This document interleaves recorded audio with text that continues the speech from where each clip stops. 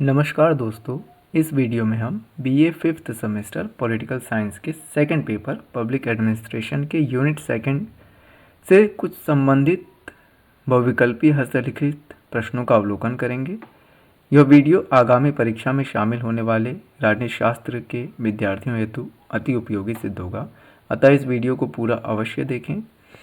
प्रश्न संख्या 1, किसके अनुसार एक समान ध्येय की प्राप्ति के लिए बनने वाले प्रत्येक मानवीय समुदाय का ढांचा संगठन है?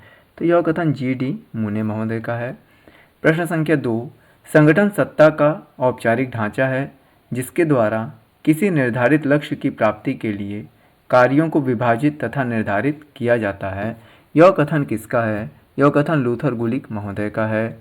प्रश्न संख्या 3, किसका मानना है कि संगठन से तात्पर्य है किसी उद्यम में लगे हुए व्यक्तियों के परस्पर संबंधों की ऐसी प्रतिकृति बनाना जो उद्यम के कार्यों को पूरा कर सके? ग्लैडन महोदय का यह कथन है। प्रश्न संख्या 4, संगठन मूलतः व्यक्तियों का एक समूह है जो कि सामान्य उद्देश्यों की पूर्ति हेतु एक नेता के निर्देशन में सहयोग करता है। यह परिभाषा किसने दी है? तो संगठन की यह परिभाषा R.C. डेविस के द्वारा दी गई है। प्रश्न संख्या 5, किसने संगठन के 3 तत्व संप्रेषण, सेवा की इच्छा और समान उद्देश्य बतलाए हैं? तो यह चेस्टर आई बर्नार्ड के द्वारा बतलाए गए हैं। प्रश्न संख्या 6, लोक प्रशासन में औपचारिक संगठन अवधारणा के समर्थक कौन हैं? तो औपचारिक संगठन अवधारणा के समर्थकों में मूने, गुलिक, उर्विक, टेलर, फेयोल एवं मैक्स वेबर शामिल हैं। प्रश्न संख्या 7, लोक प्रशासन में अनौपचारिक संगठन अवधारणा के समर्थक कौन हैं? तो अनौपचारिक संगठन अवधारणा के समर्थकों में Elton Mayo, Mary Parker Follett, Herbert Simon, Chester Barnard का नाम प्रमुख रूप से लिया जाता है। प्रश्न संख्या 8, लूथर गुलिक ने संगठन के कितने आधार बताए हैं? तो 4 आधार बताए हैं जिनको 4 P's की अवधारणा भी कहते हैं: purpose, process, person and place. प्रश्न संख्या 9, किसका मत है कि संभवतः आधुनिक प्रबंध सिद्धांत के वास्तविक जनक फ्रांसीसी उद्योगपति हेनरी फेयोल ही हैं? यह कुड्स एवं ओ डोनेल का कथन है। प्रश्न संख्या 10, जनरल एंड इंडस्ट्रियल मैनेजमेंट किसकी पुस्तक है? यह हेनरी फेयोल की पुस्तक है। प्रश्न संख्या 11, हेनरी फेयोल ने औद्योगिक गतिविधियों को कितने वर्गों में विभक्त किया है? तो 6 वर्गों में वह बांटते हैं। प्रश्न संख्या 12, पोक की अवधारणा किसके द्वारा दी गई है? तो POCCOC यह अवधारणा फेयोल द्वारा दी गई है। इसका हिंदी में आशय है योजना, संगठन, आदेश, समन्वय एवं नियंत्रण। प्रश्न संख्या 13, फेयोल प्रशासन के किस दृष्टिकोण के समर्थक थे? फेयोल प्रशासन के एकीकृत दृष्टिकोण के समर्थक थे। प्रश्न संख्या 14, पदसोपान की कमियों में सुधार हेतु किसने गैंग प्लांक की व्यवस्था दी? तो यह फेयोल महोदय के द्वारा दी गई है।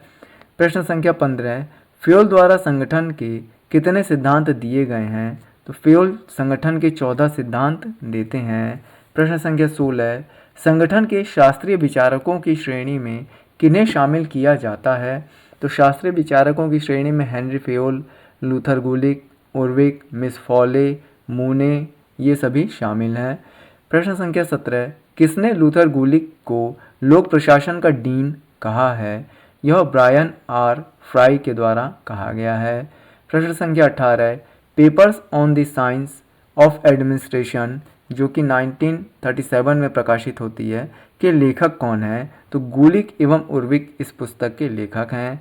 प्रश्न संख्या 19, प्रशासन के क्षेत्र को स्पष्ट करने के लिए लूथर गुलिक द्वारा कौन सा दृष्टिकोण दिया गया? तो पोस्ट कॉर्ब इनके द्वारा दिया गया था। प्रश्न संख्या 20, किसका मानना है कि युद्ध काल का लोक प्रशासन शांति काल के लोक प्रशासन से भिन्न होता है? यह लूथर गुलिक का मानना है। प्रश्न संख्या 21, उर्विक द्वारा सन 1956 में भारतीय लोक प्रशासन संस्थान नई दिल्ली में किस विषय पर व्याख्यान दिया गया था? तो यह मैनेजमेंट एंड गवर्नमेंट विषय पर इनके द्वारा व्याख्यान भारत में दिया गया था। प्रश्न संख्या 22, किसका कथन है कि संगठन किसी उद्देश्य के लिए आवश्यक गतिविधियों तथा उनसे संबंधित व्यक्तियों या उनके समूहों के व्यवस्थीकरण या समूहीकरण का पर्याय है, यह उर्विक महोदय का कथन है। प्रश्न संख्या 23, द एलिमेंट्स ऑफ एडमिनिस्ट्रेशन जो कि 1943 में प्रकाशित होती है की रचना किसने की? तो उर्विक इसके लेखक हैं। प्रश्न संख्या 24, किसका मानना है कि संगठन में संघर्ष स्वाभाविक है लेकिन उसे रचनात्मक भी बनाया जा सकता है? यह मैरी पार्कर फॉलेट का मानना है। प्रश्न संख्या 25, आदेश दिए जाने के संबंध में स्थिति के नियम का प्रतिपादन किसके द्वारा किया गया था? यह एमपी फॉलेट के द्वारा किया गया था। प्रश्न संख्या 26, क्रिएटिव एक्सपीरियंस जो कि 1924 में प्रकाशित होती है किसकी रचना है? यह एमपी फॉलेट की रचना है। प्रश्न संख्या 27, किसका कथन है कि संगठन में एक नहीं बल्कि कई अरस्तु होने चाहिए? यह कथन फॉलेट का है। प्रश्न संख्या 28, किसने मिस फॉलेट को लोकतांत्रिक राजनीतिक दर्शन शास्त्री बताया है? तो अल्बर्ट लेपावस्की ने मिस फॉलेट को यह कहा है। प्रश्न संख्या 29, फॉलेट ने अपनी किस पुस्तक में लोकतंत्र से संबंधित विचार दिए हैं? तो दी न्यू स्टेट जो कि 1918 में प्रकाशित होती है उसमें उन्होंने लोकतंत्र से संबंधित विचार दिए हैं। प्रश्न संख्या 30, वैज्ञानिक प्रबंध या साइंटिफिक मैनेजमेंट जिसको कहते हैं का संबंध किस विद्वान से है? तो फ्रेडरिक विंस्लो टेलर जिनको F.W. टेलर भी कहा जाता है, इनका नाम वैज्ञानिक प्रबंध के साथ जुड़ा हुआ है और इन्हें वैज्ञानिक प्रबंध का जनक भी कहा जाता है। प्रश्न संख्या 31, किसने सर्वप्रथम टेलर की विचारधारा को वैज्ञानिक प्रबंध नाम दिया? तो लुइस डी ब्रेडिस ने टेलर की विचारधारा को वैज्ञानिक प्रबंध सबसे पहले नाम दिया था। प्रश्न संख्या 32, टेलर ने आदेश की एकता के सिद्धांत के विरोध में अपना कौन सा सिद्धांत प्रस्तुत किया? तो टेलर आदेश की एकता के सिद्धांत के विरोध में अपना फंक्शनल फोरमैनशिप या कार्यात्मक फोरमैनशिप का सिद्धांत देते हैं, जिसमें वो कहते हैं कि एक श्रमिक को 8 उच्च अधिकारी जो है कि आदेश वहाँ पर दे सकते हैं। प्रश्न संख्या 33, मानसिक क्रांति किसके विचारों का परिणाम है? यह टेलर के विचारों का परिणाम है। प्रश्न संख्या 34, अपवाद के सिद्धांत किससे संबंधित हैं? तो अपवाद का सिद्धांत जो है टेलर से संबंधित है। प्रश्न संख्या 35, कौन वैज्ञानिक प्रबंध को झूठे नारे करार देता है और इसे भीड़ परिकल्पना का पर्याय मानता है? तो एल्टन मेयो जो कि मानवीय संबंध सिद्धांत से संबंधित हैं, वे इसकी आलोचना करते हैं।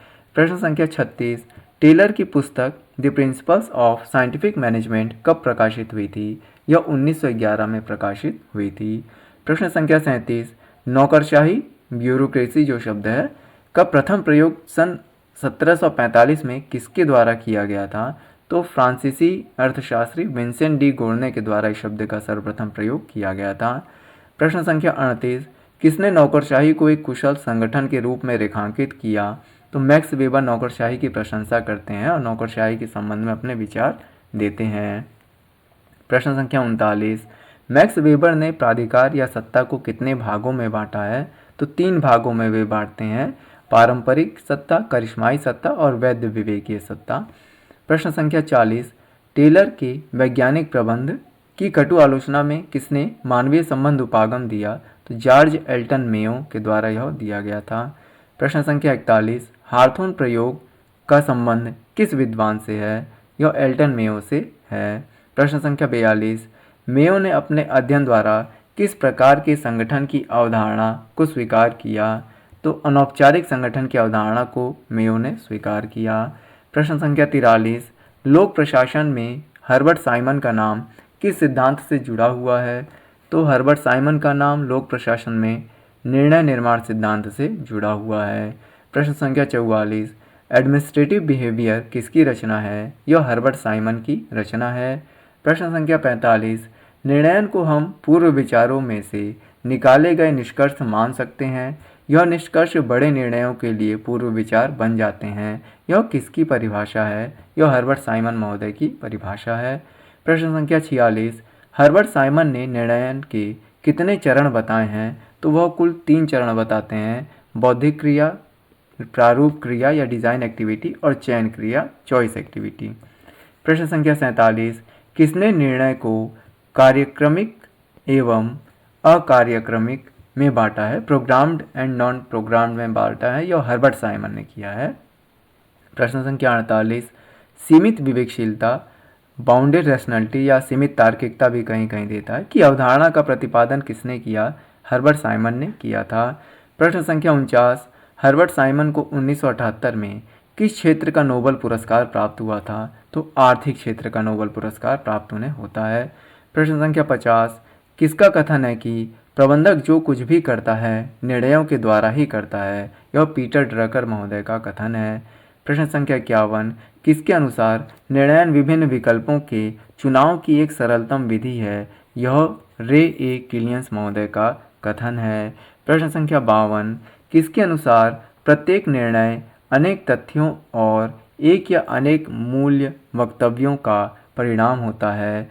यह साइमन का मानना है। प्रश्न संख्या 53, किसने पारिस्थितिकी उपागम को लोक प्रशासन में स्थापित किया?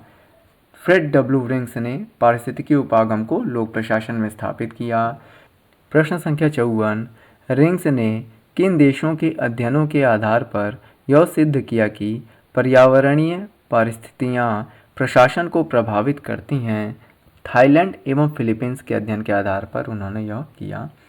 प्रश्न संख्या 55, किसने प्रशासनिक व्यवस्था को पारिस्थितिकीय दृष्टिकोण से विश्लेषित करने के लिए संरचनात्मक प्रक्रियात्मक उपागम का सहारा लिया?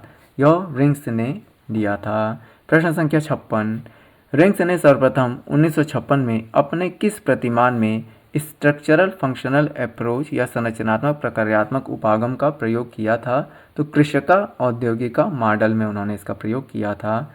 प्रश्न संख्या 57, रिंग्स का सर्वाधिक प्रिय तथा अध्ययन के मुख्य बिंदु वाला प्रतिमान कौन सा है?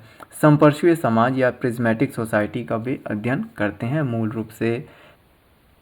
प्रश्न संख्या 58, रिंग्स ने विजातीयता, औपचारिकता, अतिराव, कहीं कहीं यह अतिराव की जगह पे अति आच्छादन दिया हुआ होता है, किस समाज की विशेषता बताई है? तो संपर्शीय समाज या प्रिज्मेटिक सोसाइटी की विशेषता बताई है।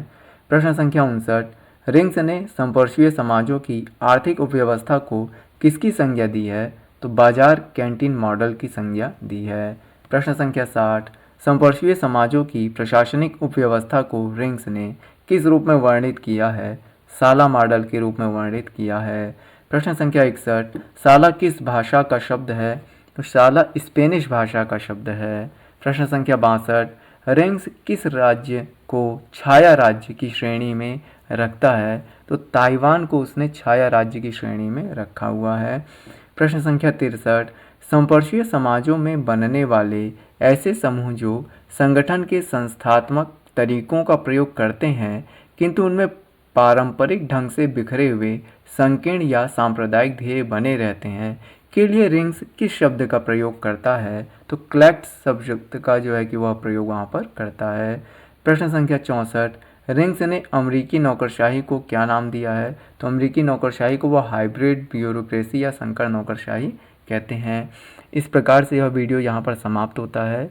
इसी प्रकार के अन्य शैक्षणिक वीडियो, आपके इस पेपर से संबंधित अन्य यूनिट्स के वीडियो हमारे YouTube channel learn to earn with Praveen में उपलब्ध हैं। अतः हमारे चैनल पर विजिट करके उन वीडियोस को अवश्य देखें तथा हमारे YouTube चैनल को सब्सक्राइब करिए। धन्यवाद।